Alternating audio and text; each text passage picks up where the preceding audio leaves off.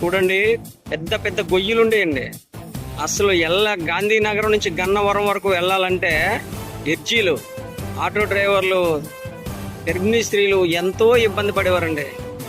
అటు ఆర్ఎంబి, ఇటు పంచాయతీరాజ్ సమన్వయం చేసుకుంటూ గౌరవనీయులు స్పీకర్ గారు, సభాపతి గారు చొరవ తీసుకుని మొత్తం ఈ రోడ్డుని వేయిస్తున్నారండి.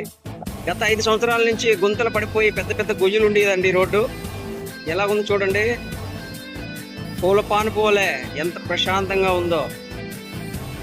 ఇదండి డెవలప్మెంట్ చేసిన వాళ్ళకి, డెవలప్మెంట్ చేయని వాళ్ళకి తేడా గమనించండి. పార్టీలని కాదు, పని చేసేవాడే అభివృద్ధి అంటే అయ్యన్నంటే అభివృద్ధి అండి.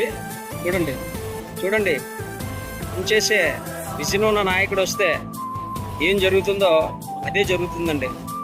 రుణపడ్డాం, ఆంధ్ర రాష్ట్ర ప్రజలు మొత్తం రుణపడి ఉన్నాం ఆయనకి.